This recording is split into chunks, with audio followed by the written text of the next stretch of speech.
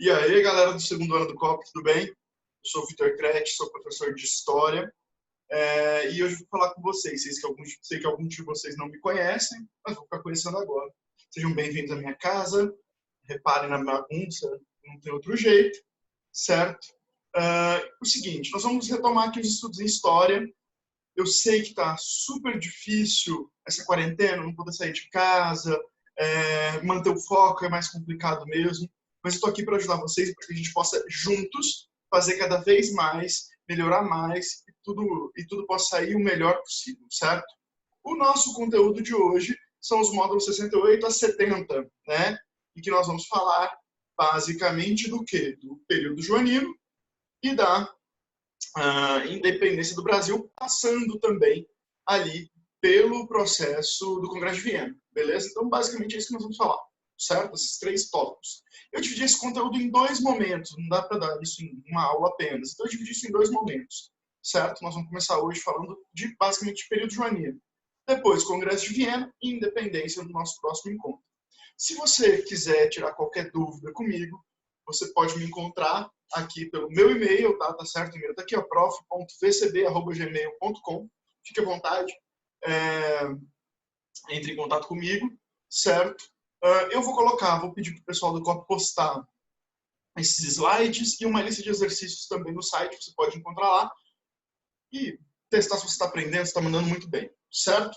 Mas vamos então entrar nesse conteúdo. Mas antes de falar de Brasil propriamente dito, vamos retomar um pouquinho o conteúdo que a gente já vinha falando nas últimas aulas, em sala mesmo, que é a Europa vivendo um contexto de revolução.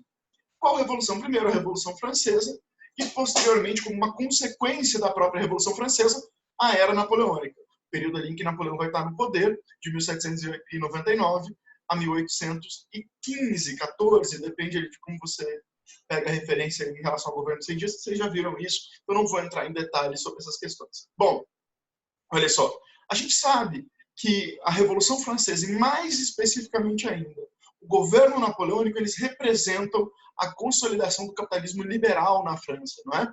Isso fica claro, por exemplo, quando você pega o próprio Marx, que vai afirmar isso nos seus textos escritos, sobre como na França é justamente no governo de Napoleão que começa a se consolidar o capitalismo francês. Ou fica claro, por exemplo, nessa pintura neoclássica do Jacques Louis David, né? Essa pintura é interessante, porque ela está falando basicamente isso. Napoleão é um liberal. Como é que ele está falando isso? Como é que essa pintura pode dizer isso? Essa pintura chamada Retrato do Imperador Napoleão no Palácio das Tulherias mostra Napoleão com uma de suas mãos escondida dentro da casaca. Ao esconder a mão dentro da casaca, ele está tornando sua mão invisível. Sacaram? Basicamente o que ele está querendo chamar a atenção é, olha, eu sou um liberal, eu vou consolidar o capitalismo aqui na França e a minha mão vai ficar invisível. Ou seja, o Estado vai intervir muito pouco na economia. Pelo menos é o que ele dizia no ponto de vista do discurso. Porque na prática, a gente vai ver que não é bem assim. Na prática, vai ter várias intervenções, criação do Banco da França, nova moeda, do franco, e etc. Né? Ele vai intervir sim. Mas, basicamente, ele vai acabar desenvolvendo o capitalismo, sobretudo o capitalismo industrial na França. Esse capitalismo vai se consolidar ali com Napoleão Bonaparte. Só que tem um problema. A França era, basicamente, o segundo país a se industrializar de fato. O primeiro, a Inglaterra, tinha se industrializado no século anterior. A partir da década de 1750, começa a passar por um processo de revolução industrial, que se consolida em 1970, ali na Inglaterra, o processo de revolução industrial mais pleno mesmo, certo? Ou seja, a França se passava por uma revolução industrial, de certa forma, de vanguarda em relação ao resto do mundo, mas em relação à Inglaterra, especificamente tardia. Ou seja, a indústria inglesa já era mais experimentada, os caras tinham máquinas melhores, tinham melhores tecnologias, formas de produzir mais bem organizadas, trabalhadores mais acostumados ao trabalho industrial, e isso tudo fazia com que os produtos ingleses, em geral, fossem melhores e mais baratos. Ou seja, Napoleão encontrava ali um problema grave, uma concorrência que ele não conseguiria superar facilmente. Se ele não conseguiria superar essa concorrência pela lógica econômica, o que ele pensou? Vou tentar superar a Inglaterra pela lógica militar. Só que temos mais um problema. O exército napoleônico era excepcional na infantaria, ou seja, soldados andando a pé por terra, praticamente invencíveis, tinham perdido poucas batalhas até então. Vocês já viram, né? Napoleão acabou perdendo batalhas outras, como a Batalha de Waterloo, na Bélgica, como as batalhas na Rússia e tal. Mas até então, ali no começo do século XIX, Napoleão não tinha perdido praticamente nenhuma batalha, certo? Era considerado invencível, propriamente dito. Ou seja, na terra só dava Napoleão. Mas a Inglaterra, por sua vez, era chamada de Rainha dos Mares, porque desde o século XVI vinha investindo profundamente numa esquadra poderosa, bem armada, numerosa, não é, com muitos navios, com muitos marujos, que tornavam a Inglaterra a Rainha dos Mares não é à toa, porque ganhava todas as batalhas por mar. E aí você tem um problema. Como fazer essa guerra? Napoleão sabia que se colocasse seus exércitos num barquinho para ir até a ilha da Inglaterra atacar os ingleses, seriam derrotados no mar, seriam dizimados no mar pelos ingleses. Os ingleses também sabiam que se fossem para a terra, desembarcassem seus soldados em terra na França para atacar os franceses, seriam derrotados. Ou seja, a guerra era praticamente impossível. Ninguém ia tomar a iniciativa de fazer a guerra porque sabia que ia ser derrotado. Então a guerra também era impossível. Então como Napoleão vai poder derrotar a forte indústria inglesa e o forte império inglês? Ele tem uma grande ideia, então, que é derrotá-los através do direito internacional. Ele vai baixar uma lei, vai criar uma lei chamada Bloqueio Continental, em 1806. Essa lei basicamente dizia o quê? Olha, todos os países do continente europeu estão proibidos de estabelecer relações comerciais com a Inglaterra. E se comprarem e venderem produtos, mas sobretudo comprarem produtos da Inglaterra, esses países serão invadidos por Napoleão. E aí Napoleão vai desencadear um processo de expansão territorial gigantesco. Vai invadir as regiões onde hoje é a Alemanha, vai invadir regiões como a Bélgica, vai invadir regiões como a Holanda, parte da Itália, vai invadir um monte de países, modificando, né, todos os limites territoriais europeus. E aí nós temos um problema grave, certo? Um problema grave para resolver, que é o seguinte. E Portugal? O que vai acontecer com Portugal? Olha só, desde o final do século XVII, os portugueses tiveram um processo de aproximação muito grande com os ingleses. Por quê? Quando a expulsão holandesa do Brasil, lá na economia açucareira, lembram disso? Faz tempo, vocês viram isso no ano passado. Os portugueses perderam seus principais parceiros comerciais, que eram, efetivamente, os holandeses. E aí eles precisavam de gente para vender seus produtos no mundo. E vão se aproximando dos ingleses. E vão fazendo vários tratados, sendo que o mais famoso deles é o Tratado de Methuen, de 1703, ou, também conhecido como Tratado de Panos e Vinhos. Já ouviram falar, com certeza, não é? E esse tratado, assim, em linhas gerais, ele vai causar uma dependência econômica de Portugal em relação à Inglaterra, certo? E essa dependência econômica profunda vai fazer com que os portugueses não pudessem seguir as determinações do Napoleão. Por quê? Eles precisavam dos produtos ingleses, eles precisavam do mercado inglês para os seus produtos, e eles precisavam escoar muitos dos produtos que eram produzidos aqui no Brasil lá para a Inglaterra, para poder o Estado português continuar funcionando. Então, o que o Dom João, príncipe regente de Portugal, mãe dele, Dona Maria I, tinha sido considerada louca, estava afastada do cargo. O que o príncipe Dom João, príncipe regente, vai fazer então? Num primeiro momento, ele tenta fingir ser egípcia, né? Tô de boa, não tô mexendo com ninguém, não tô fazendo nada, tô tranquilo. E aí Napoleão vai lá e manda uma carta, né, aberta, pública, falando, ó, Dom João, o negócio é o seguinte, eu tô vendo que você está estabelecendo relações comerciais com a Inglaterra.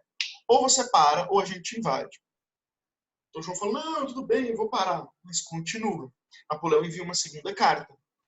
E com isso, Dom João não tem mais o que fazer. Se vê pressionado. Nesse momento, as tropas francesas começam a se organizar para atravessar a Espanha para chegar a Portugal. Inclusive, vão acabar invadindo a Espanha, mesmo o rei espanhol permitindo a passagem das tropas francesas. Isso é um tópico que a gente pode falar em outro momento, certo? Quando for falar de independência da América Espanhola. E acontece que quando começa a se aproximar, se organizar os exércitos franceses para atacar Portugal, o que acontece? Dom João, percebendo que não teria força contra o exército napoleônico, não vê outra saída a não ser fugir dali de Portugal.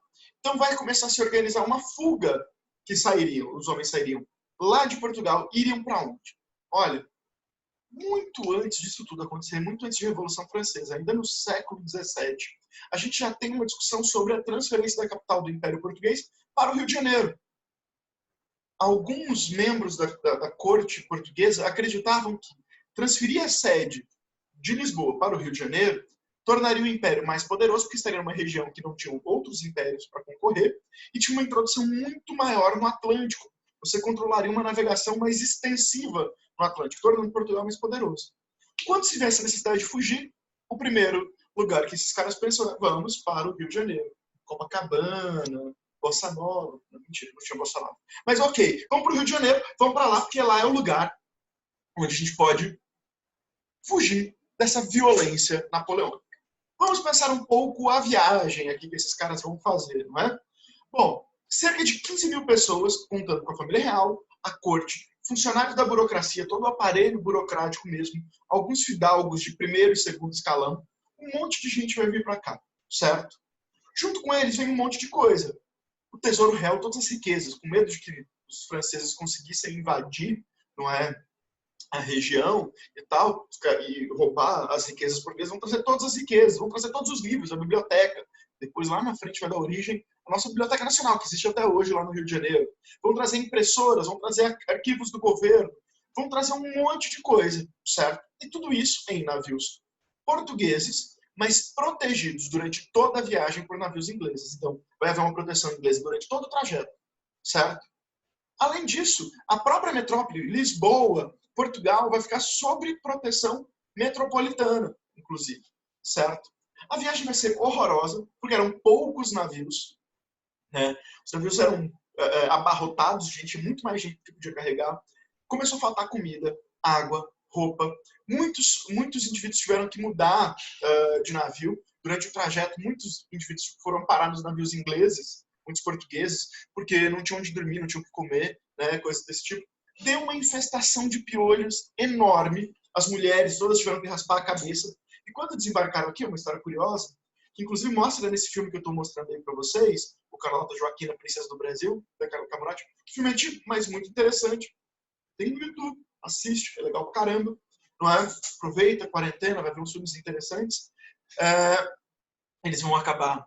Olha aí, olha as condições da viagem, tanto que eram horrorosas, tá vendo? Navios lotados, não é? Um horror. Então o que esses caras vão fazer? Com a infestação de piolho, essas mulheres vão ter que raspar os cabelos.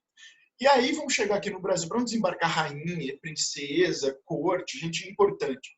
Careca, as mulheres vão usar turbantes. Coisa que rapidamente vai virar a primeira moda na Bahia e depois no Rio de Janeiro, porque as pessoas vão achar que era moda também lá na Europa e vão copiar esse costume. Certinho?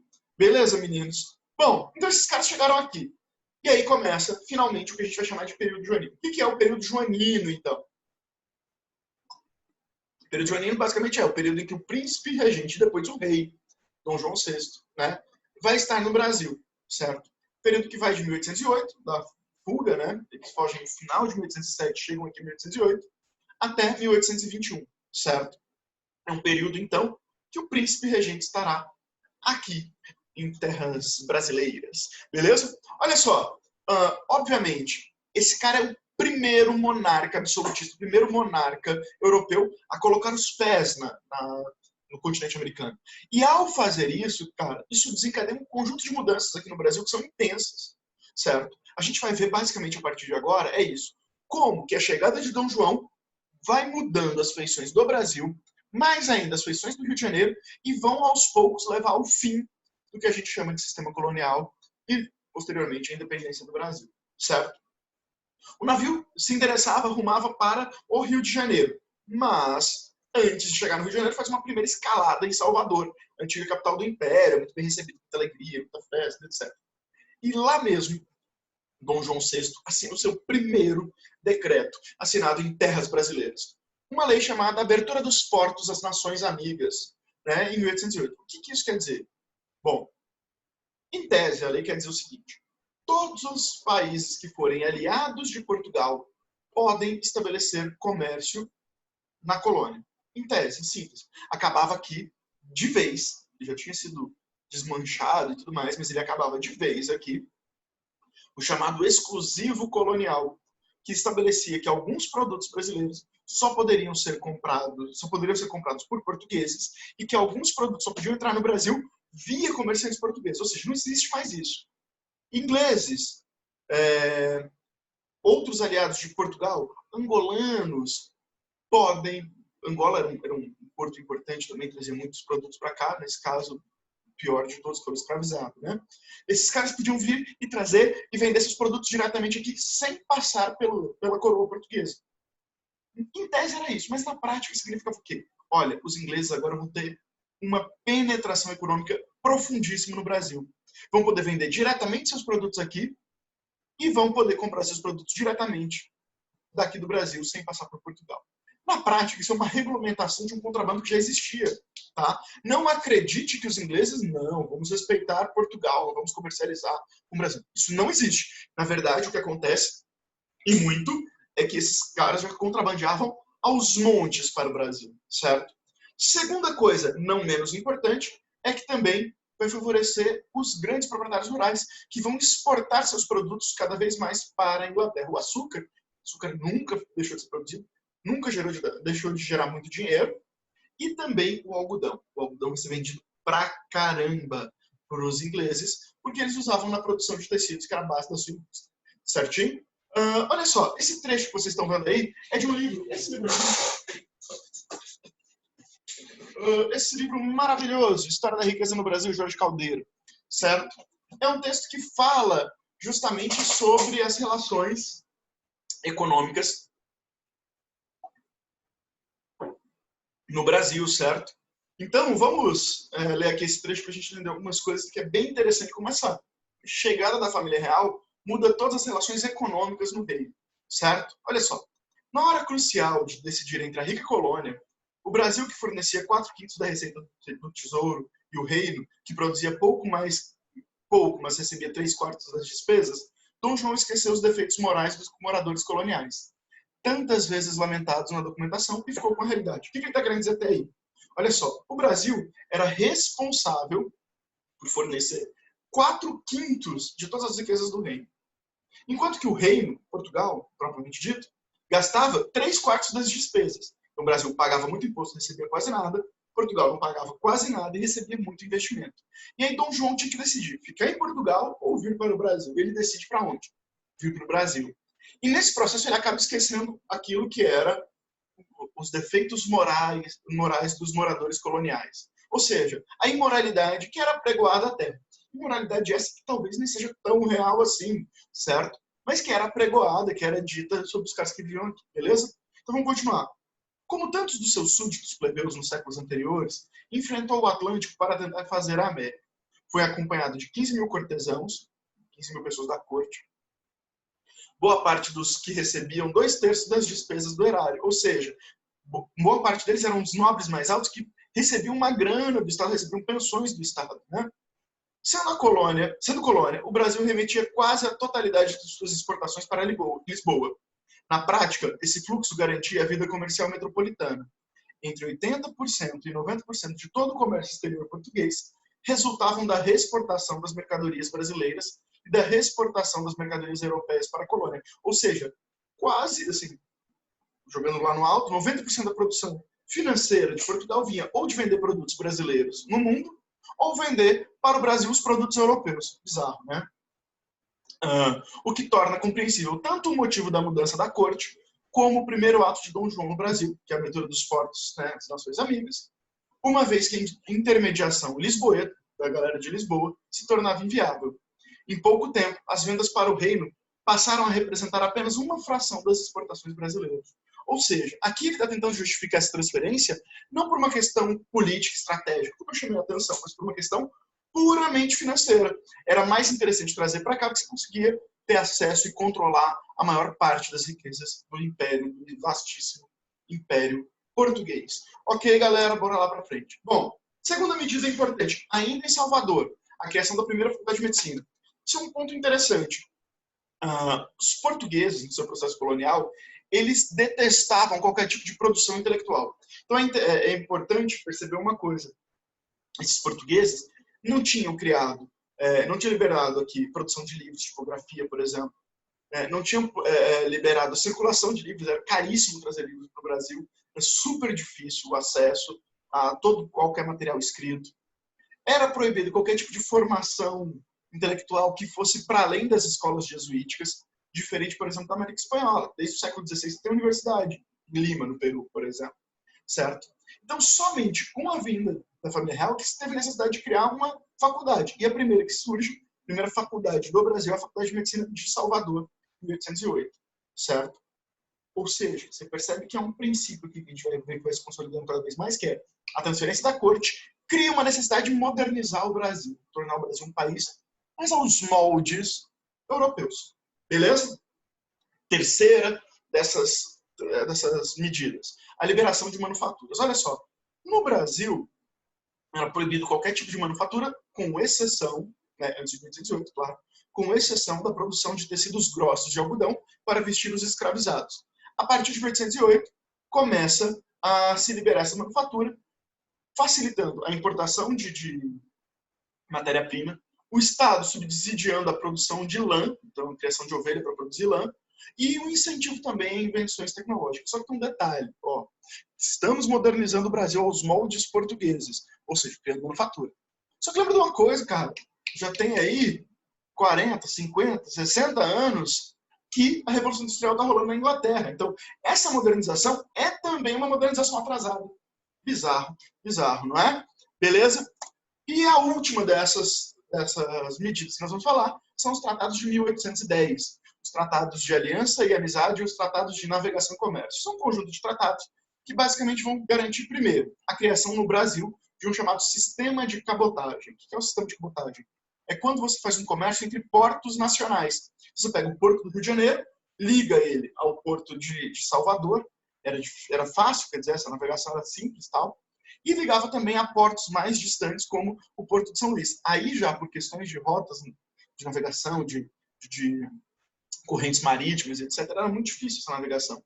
Então, o que esses caras faziam, inclusive? Saíam dessa região, né, de Salvador, por exemplo, iam até a costa da África, geralmente ali no Benin, e voltavam, Benin ali na costa da Mina, tal, naquela parte mais externa da África, e voltavam para São Luís. E aí começou a se estabelecer uma relação econômica profunda entre os portos brasileiros e também incluindo os portos africanos, que sempre estiveram muito, muito presentes na economia brasileira. Tá certo? Beleza? Mas a questão mais interessante é o seguinte. Olha só, antes da abertura dos portos, em 1808, todos os produtos que eram introduzidos, todo produto que era importado para o Brasil, ele pagava 24% de imposto. Lógico, quem pagava isso? Os comerciantes portugueses, só podia ser português para pagar esse tipo de imposto. Quando houve a abertura dos portos, esses comerciantes portugueses se sentiram lesados. Pressionam Dom João, e Dom João fala, beleza, vou melhorar a vida de vocês. Para os comerciantes portugueses, não vamos mais pagar 24% de imposto, vamos pagar apenas 16%. Ok, maravilha. A galera fica feliz.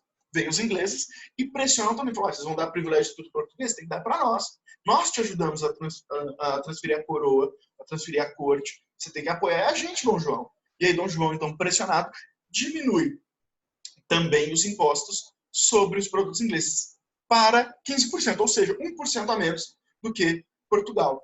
Em troca disso, obriga ainda Portugal a limitar o tráfico negreiro.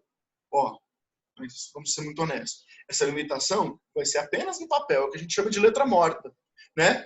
Tá lá, temos que limitar o tráfico negreiro, mas na prática, esse tráfico negreiro só vai aumentando até o final do século XIX, beleza? E vai criar-se também o direito de visita, né? Que era um direito de todos os navios ingleses podiam abordar os navios portugueses em alto mar, fiscalizar se haviam escravizados, apreender os navios que traziam mais escravizados do que o permitido, aprisionar e julgar por leis inglesas os marujos portugueses que estavam nesses navios, ok?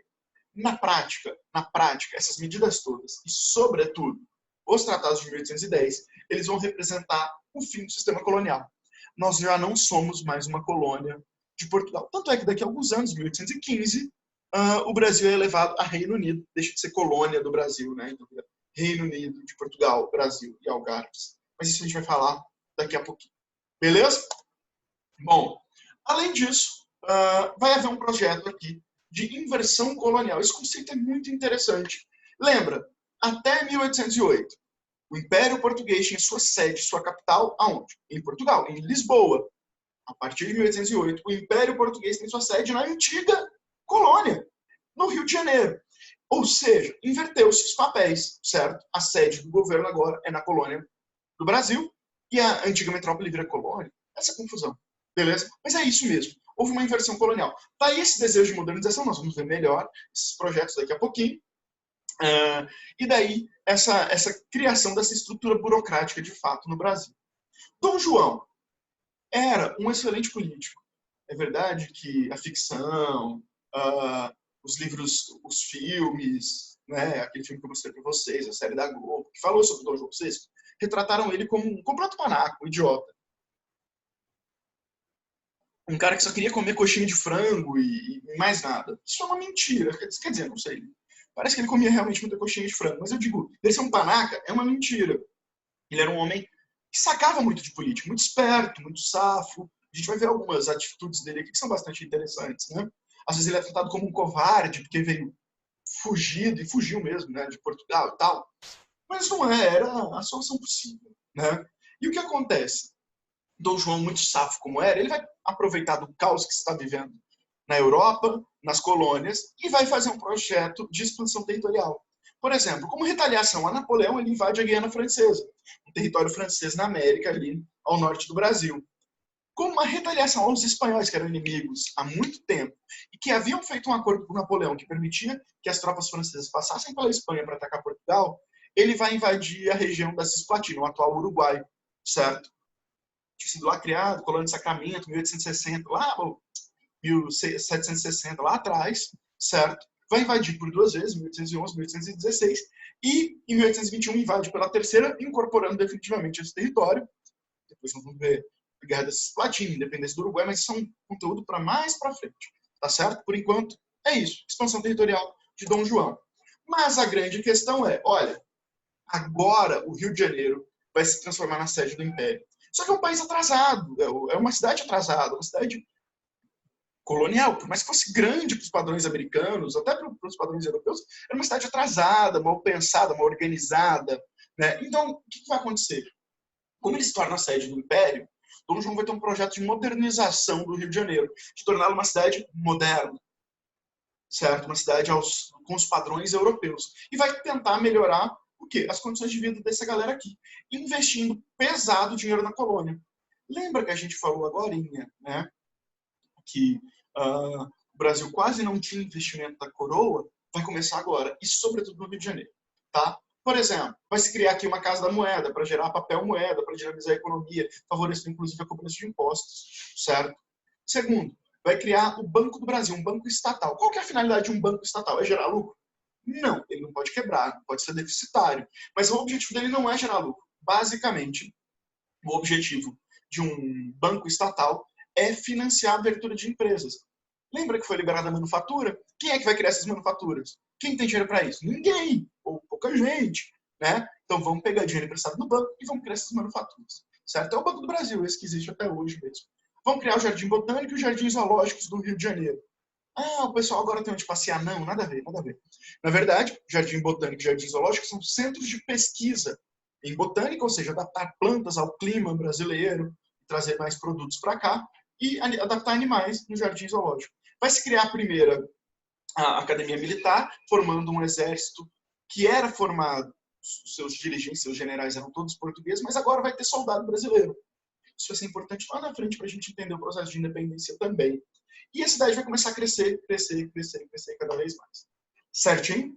E por que a cidade cresce? Porque vai atrair, chegou 15 mil pessoas de uma vez, e mais do que isso, vai atrair gente, né? Você vai abrir a cidade, vai vir gente de fora, abriu os portos, vai vir gente da Inglaterra, vai vir gente da Áustria, da Prússia, vão se estabelecendo aqui. Sem contar que gente que vivia no sertão vai ter mais possibilidade de emprego na cidade do Rio de Janeiro. Então vai migrando gente para lá também. Beleza? Um outro ponto importante da política joanina é que em 1815, Brasil deixa de ser legalmente, na prática já não é, mas na lei deixa de ser uma colônia e se transforma agora em Reino Unido. Então cria-se agora o Reino Unido de Portugal, Brasil e Algarves. Por que 1815?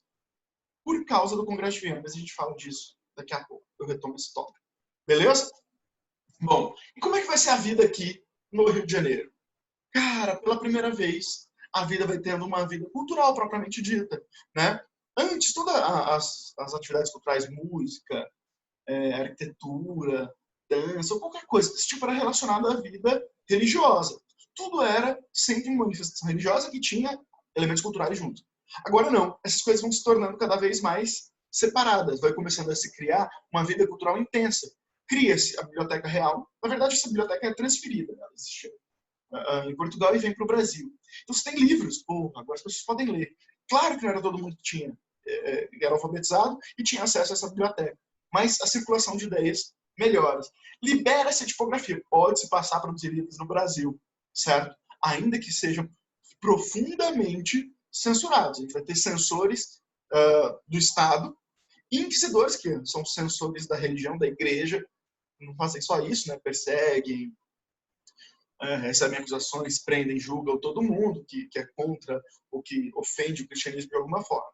Mas a grande questão é que agora, cara, você vai ter censores, mas mesmo assim, alguns livros vão ser produzidos. O mundo intelectual começa a ser mais fortalecido nessa região, certinho?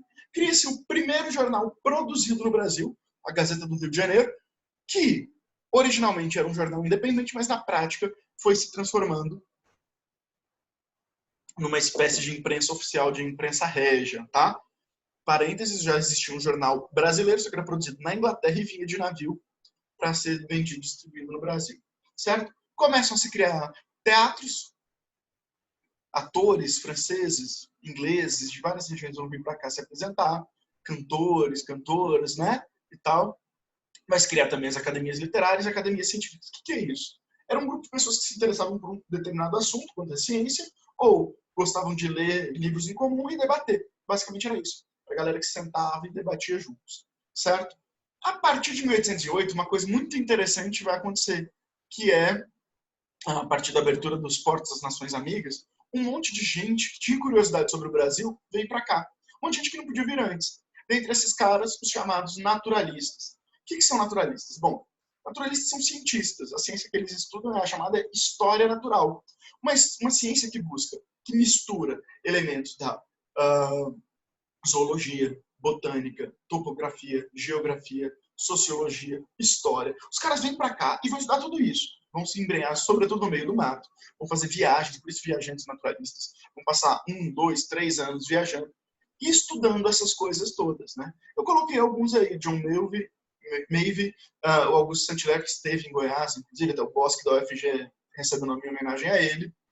E também 2 projetos mais organizados. A Missão Artística Francesa, que eu vou falar um pouquinho para vocês agora, e a Missão Científica Austríaca, que vem com a princesa Leopoldina, que é a esposa do futuro Dom Pedro I. Ela era apaixonada por ciência, então ela traz alguns cientistas com ela, dos mais interessantes, como von Martius, Spitz, o Paul, um monte de artistas interessantes, de cientistas interessantes que vão pensar e vão estudar sobre a história, sobre a botânica, as pedras, a mineralogia, portanto, brasileira. Beleza? Vamos falar agora, para a gente terminar e encerrar essa nossa aula, um pouco sobre o Congresso de Viena.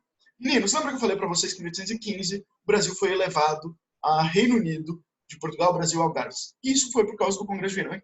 Parada é essa. Seguinte, o Napoleão, vamos voltar lá atrás, Napoleão fez expansão, conquistou um monte de coisa, conquistou parte da Alemanha, Espanha, Portugal, Bélgica, Holanda, parte da Itália, o cara conquistou tudo.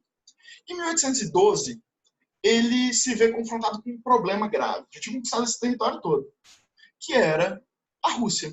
Em 1812, a Rússia rompe relações diplomáticas com Napoleão e começa a estabelecer comércio com a Inglaterra. E Napoleão vai ter um problemaço. Que problemaço é esse? Né? O problemaço de Napoleão é o seguinte, é que esse cara, ele tem que retalhar os russos. Só que ele sabe que invadir a Rússia é super difícil. Ele protela o máximo possível, tenta reverter essa situação, e acaba que não tem jeito. Em 1814, ele invade a Rússia e é derrotado. derrotado pelo frio, o famoso general inverno frio russo, não é? E também por uma tática de guerra chamada de tática da terra arrasada, que são os russos se escondendo cada vez mais no interior do território e os soldados napoleônicos sendo derrotados, mortos de frio pelo caminho. E aí, beleza, Napoleão foi derrotado, beleza, em 1814, Napoleão volta com um sexto dos seus soldados, ele tinha levado 600 mil soldados, volta com um pouco mais de 100 mil soldados para a França. Os países que tinham sido dominados por ele se tornam libertos, se revoltam e reagem à dominação napoleônica.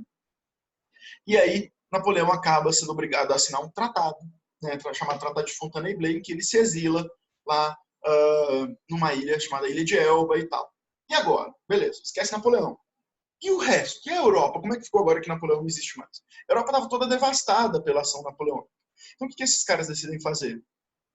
Se reorganizar e pensar como reestruturar a Europa pós-napoleônica. E a grande ideia aqui é um princípio extremamente conservador, que é o quê? Retomar a Europa aos moldes pré-napoleônicos.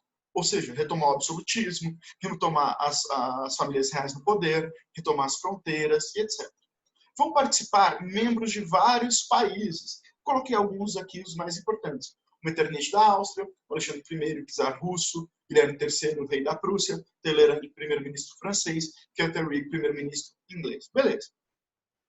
O que isso tem a ver lá com a ascensão do reino de Brasil, perdão, a Reino Unido, de Portugal, Brasil e Algarves? Que a participação e a quantidade de deputados que podiam participar no Congresso de Viena, nessa reunião zona dos países absolutistas ali, a grande quantidade de deputados que eram enviados tinham a ver com o tamanho do território. Quanto maior o território, mais deputados você podia enviar. Sendo assim, quando Dom João, eu lembro que eu falei que ele era espertinho, quando Dom João eleva Portugal a Reino Unido, o Brasil a Reino Unido de Portugal, ele aumenta o território de Portugal, pode mandar mais deputados, pode ter mais influência no Congresso de Viena, e assim sair melhor nesse Congresso. Beleza? Então, basicamente é isso que nós vimos até agora. O Congresso de Viena é o desejo de retomar o absolutismo pós-era napoleônica, pós-Revolução Francesa. Ele vai se basear em 4 princípios aqui fundamentais. O primeiro deles, o princípio da legitimidade. As antigas famílias reais voltam ao poder. Por exemplo, o Luís XVI tinha sido retirado da França, não é? O rei dos Bourbons, tinha sido retirado da França quando foi guilhotinado ali na Revolução Francesa. Seu filho, que seria o Luís XVII, também foi guilhotinado. Então vão pegar um primo de Luís XVI e vão coroá-lo, Luís XVIII. Ou seja, se não pode voltar ao mesmo rei, volta pelo menos a mesma dinastia ao poder. A mesma coisa vai acontecer na Espanha. O rei de Portugal volta a ser o rei de Portugal, mesmo estando no Brasil, Dom João, e assim, tudo certo. Segundo princípio, o princípio da restauração. Basicamente é o quê? Os países que haviam sido invadidos voltam a ter o seu tamanho normal, ou mais ou menos isso. Certo? Por que mais ou menos isso? Porque havia também o princípio do equilíbrio. Algumas regiões eram regiões muito pequenininhas, sobretudo a atual Alemanha, por exemplo, né? Era um pouco de conjunto de reinos, condados, marcas, territórios diversos, independentes. Então, como dar poder a esses países? Esses reinos todos vão passar a estar sob o domínio da Áustria. A Áustria vai tornar aquilo uma região de zona de influência para poder protegê-los juntos contra, por exemplo, a expansão francesa novamente. Beleza? E o quarto e último ponto que eu queria chamar a atenção para vocês é a criação da Santa Aliança, que seria um exército formado por todos os países absolutistas que mandariam soldados, generais, recursos, armas para proteger os países absolutistas de qualquer revolução anti-absolutista. O único país que não vai participar dessa Santa Aliança, os que participaram do Congresso de Viena, vai ser a Inglaterra, por 2 motivos. Primeiro, Santa Aliança, uma referência à Igreja Católica, os ingleses são americanos. Segundo, olha, os ingleses odiavam Napoleão, mas não era pelo fato de Napoleão ser um anti-absolutista. Afinal, os ingleses já tinham passado por um conjunto de revoluções que tinha acabado ou fragilizado o absolutismo inglês. Então, os ingleses eles detestavam Napoleão porque gerava concorrência econômica. Então, esses caras eles não eram favoráveis, os ingleses não eram favoráveis ao absolutismo, certo? Então, eles não vão querer proteger o absolutismo. Por isso que eles não vão participar também da Santa Aliança, o que vai levar a uma derrocada rápida da Santa Aliança, ela não vai ter nenhum sucesso. Beleza? Suave? Agora, só para a gente terminar, como é que vai ficar o Brasil aqui no pós-Congresso de Viena? Eu queria chamar a atenção para vocês apenas daquilo que a gente falou agorinha, e a missão artística francesa. Esse é um tema que particularmente eu adoro, interesse pessoal mesmo, estudo esses viajantes do século XIX, sou fanático por alguns desses caras aqui, gosto muito de ler sobre eles, de escrever sobre eles. Né? O que acontece? Havia um ministro português, que era uma espécie de ministro das Relações Exteriores, Conde da Barca.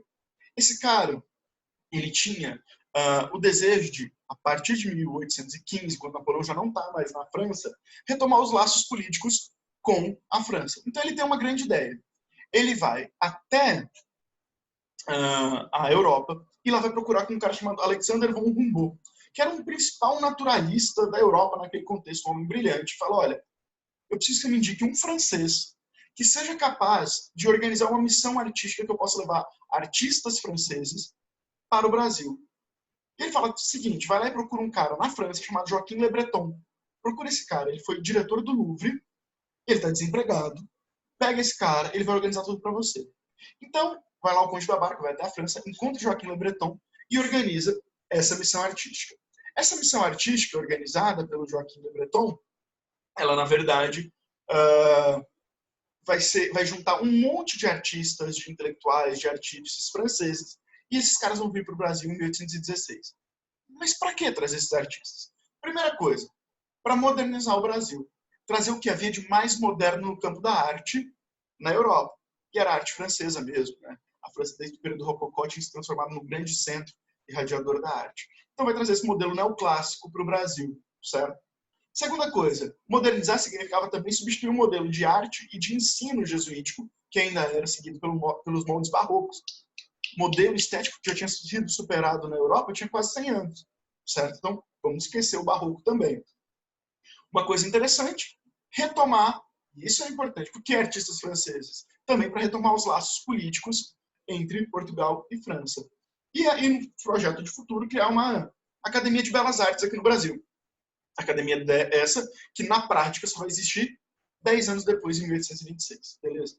Mas tem um detalhe, por que esses artistas, né, vão vir para cá?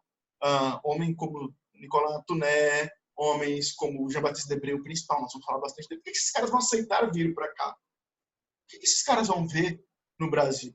Na verdade, tanto o gosto pelo exótico vai guiar essa experiência, essa vinda, mas uma coisa mais importante, esses pintores todos foram funcionários de Napoleão. E desde a queda de Napoleão, eles tinham entrado em desgraça pública, pararam de vender quadros, não tinham mais alunos, etc.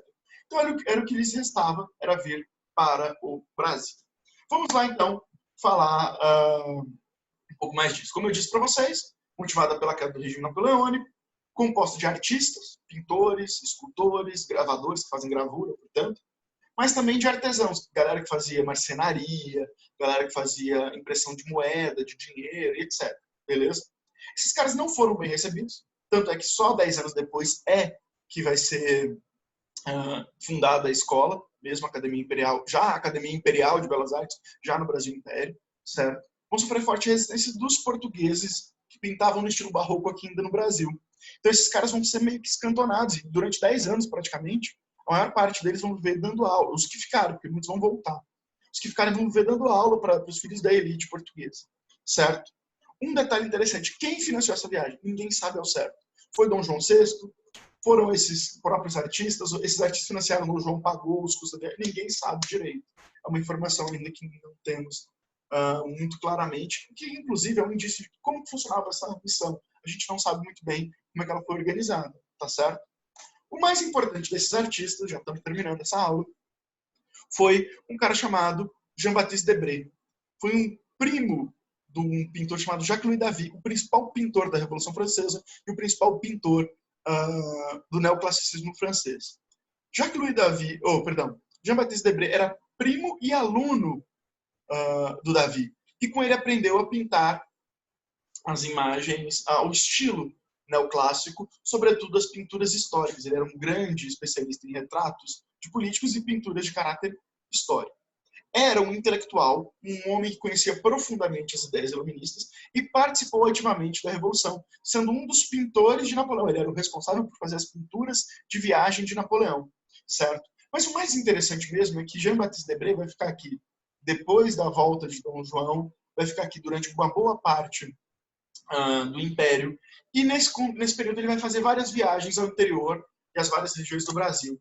E a partir disso, ele vai criar e vai publicar um livro chamado Viagem Pitoresca Histórica ao Brasil. O livro dividido em 3 volumes, em 3 tomos, né, publicados entre 1834 e 39. O primeiro tomo, ele vai versar, vai falar sobre os indígenas, certo? Esse livro vai ser muito bem recebido pela coroa brasileira, pelo Dom Pedro mesmo, né? Que vai considerar uma das grandes obras brasileiras, vai colocar na sua biblioteca pessoal. Mas tudo isso muda quando é publicado o segundo livro, que ele vai denunciar o problema da escravidão. Como iluminista que era, ele detestava a escravidão e ele vai bater muito nessa escravidão. E isso vai mostrar essa faceta horrorosa do Brasil. E aí ele passa a ser mal visto pela coroa portuguesa. E o último volume, para nós historiadores, pelo menos é o mais importante, em que ele vai mostrar a vida nesse reino brasileiro, já no Império Brasileiro, certo? Esse relato é um relato de viagem, ele vai contando tudo, né? Vai contando o que ele viu. Ele viaja para várias regiões, para o sul do Brasil, para São Paulo, para o sertão das Minas Gerais, vai no Nordeste e tal. E ele vai contando o que ele vê. E o que é interessante, ele tem um olhar meio naturalista, meio investigativo, meio científico mesmo. Ele vai buscando a origem das coisas, vai tentando interpretar as coisas.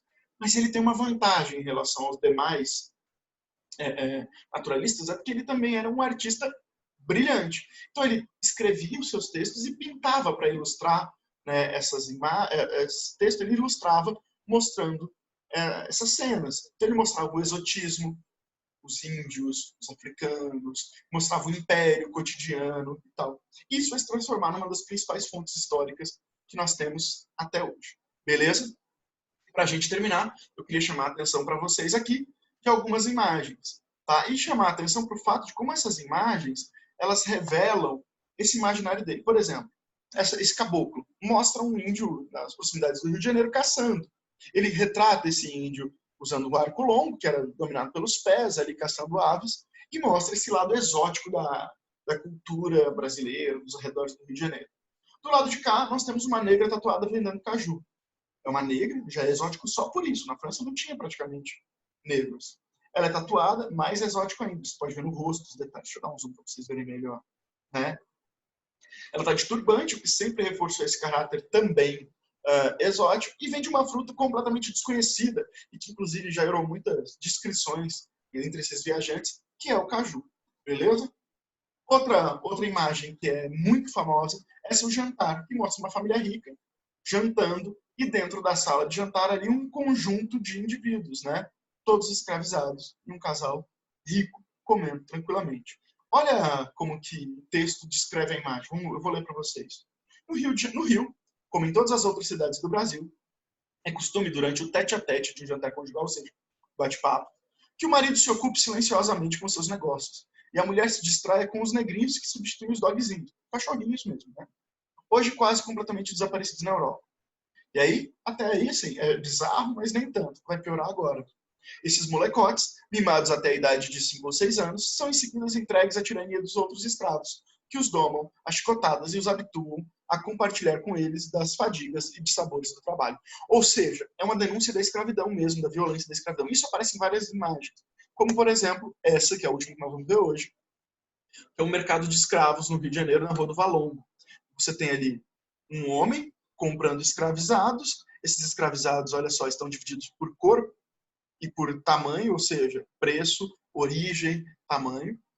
O vendedor de escravos é um homem pobre, pode ver que ele até dorme aqui nessa parte de cima da própria loja, certo? É um homem pobre que está vendendo para um homem bem vestido. Mas, repare, nesse caso é um mestiço, não é nenhum branco, né? E ele vai mostrando como no Brasil essa cultura de opressão gera mestiços também opressores, pobres, como o vendedor também é opressor, e a marca da violência está tanto no corpo desses escravizados, todos com cabeças raspadas, corpos extremamente magrelos, esqueléticos, a barriga de fome, de doença, inchada aqui.